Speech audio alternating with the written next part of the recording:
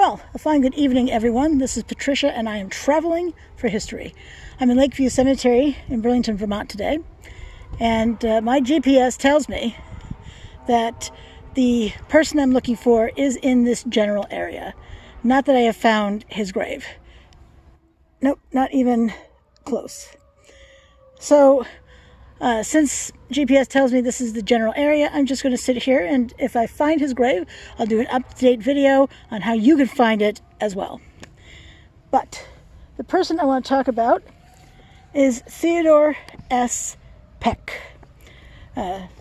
So Theodore Safford Peck, born March 22, 1843, died March 15, 1918, was an American Civil War veteran who received the Medal of Honor. He also attained the rank of Major General as Adjutant General of the Vermont National Guard. And this is kind of neat. I don't always get this opportunity, but I do have a picture of him. So there he is.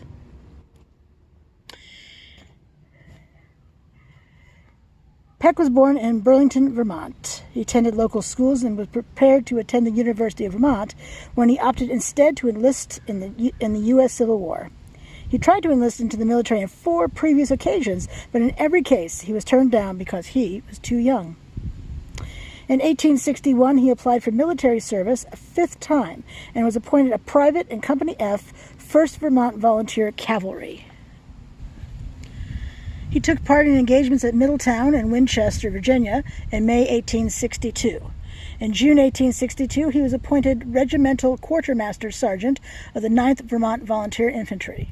He was with the regiment when it was captured at Harper's Ferry in September 1862. The 9th Vermont was paroled and sent to Camp Douglas in Chicago in January 1863, after which it guarded Confederate prisoners. Peck accepted a commission as a 2nd lieutenant in January 1863. In March 1863, the regiment returned to the Army of the Potomac and joined the siege of Suffolk, Virginia. In July and August 1863, Peck saw action at Yorktown and Gloucester Courthouse, and he was involved in combat at Young's Crossroads, now Maysville, North Carolina, in December 1863. On February 2, 1864, he took part in an engagement at Newport Barracks, North Carolina, for which he received the Medal of Honor. He participated in several other battles throughout 1864 and was promoted to captain. He was wounded at Fort Harrison, Virginia in September 1864, but remained with his unit. In late 1864 and early 1865, Peck assumed temporary command of a battalion in the 9th Vermont and was then appointed acting regimental quartermaster and adjutant. In late 1864, he also served in New York City as part of a force sent to prevent civil unrest during that year's presidential election. He then moved to 2nd Brigade, 2nd Division, 18th Army Corps, serving as Assistant Adjutant General, Aide-de-Camp, and Brigade Quartermaster. In March 1865, he was appointed Assistant Quartermaster of 1st Brigade, 3rd Division, 24th Army Corps. He was present at the capture of Richmond and was among the first to enter the city after it fell. Peck was mustered out in May 1865, having twice declined commissions in the regular army. I'm about to read you the Medal of Honor action, the action that he did that caused him to receive the Congressional Medal of Honor. Peck received a Medal of Honor from Congress for gallantry in action at Newport Barracks, North Carolina, February 2, 1864. On that day, the Union troops, comprising some 750 men, with 1 piece of artillery, were attacked by the Confederate General Martin with about 5,000 infantry, accompanied by 14 pieces of artillery and 400 cavalry, which had outflanked their small force from the commencement of the engagement. The left of the Union line lay near the river, while the right was in the woods and was commanded by 1st Lieutenant T.S. Peck, Company H, 9th Vermont Volunteers. The line was continually pressed back by the enemy and made 11 different stands before reaching the Newport River, over which there were 2 bridges. One, a railroad bridge, and the other called the quote-unquote County Bridge, located about a quarter mile above the former. The Confederates pressed so closely that there was barely time to fire the railroad bridge with turpentine and tar. Lieutenant Peck, with his men, was ordered to fire the county bridge and was told that he would find on the opposite side the bridgehead 2 companies' cavalry with plenty of turpentine and tar for his use as soon as he crossed the bridge. But the bridge must be burned at all hazards and the enemy prevented from crossing, for it was well known throughout the entire command that their salvation depended upon the burning of both these bridges. If either were left undestroyed and the enemy permitted to cross, the chances were that what was left of the Union forces would be captured. Lieutenant Peck had made a desperate fight all the afternoon and had been the farthest out toward the enemy the entire time, holding them in check until they had broken through the line on his left.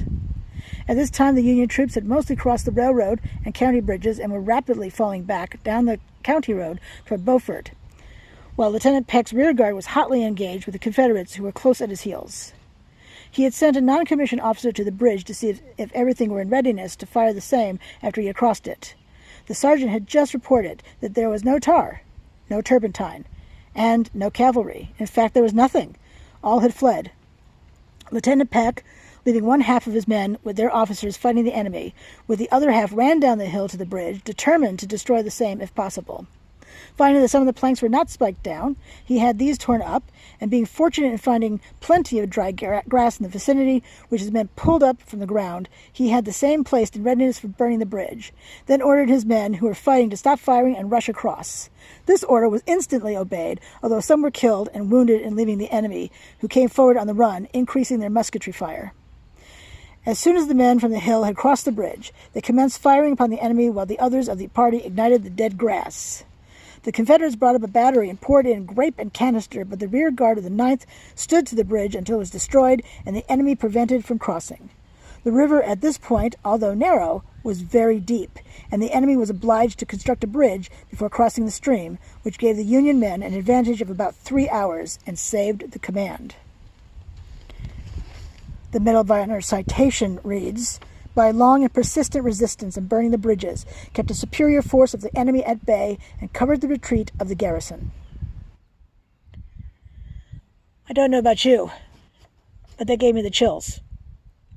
Can you imagine expecting a cavalry force as well as the tar and turpentine to burn the bridges, and then they're not there? Nothing is there. Oh my gosh. Their resourcefulness, though. Wow. Very impressive.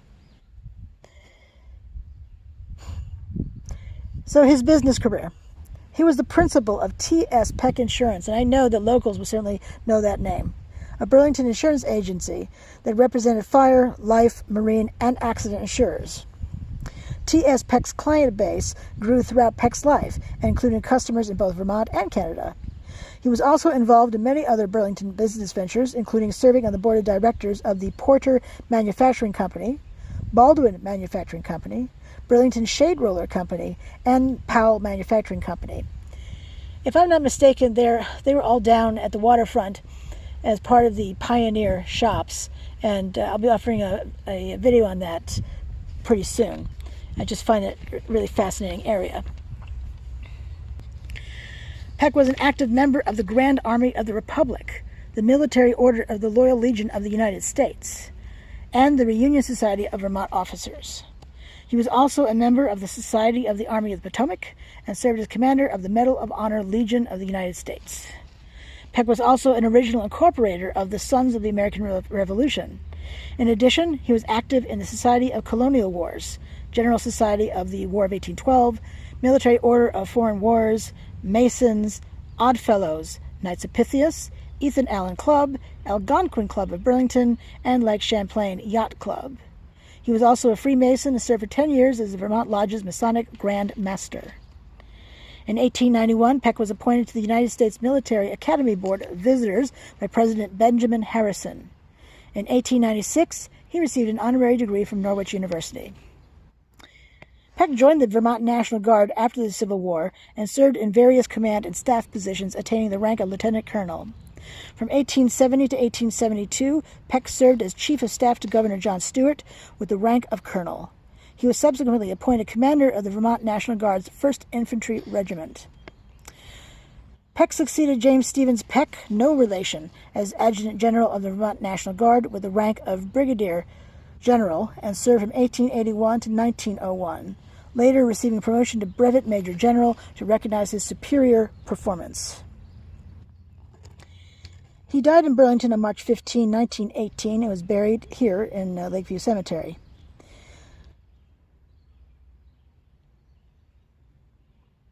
General Peck's grave is near that of George Garrison Stannard.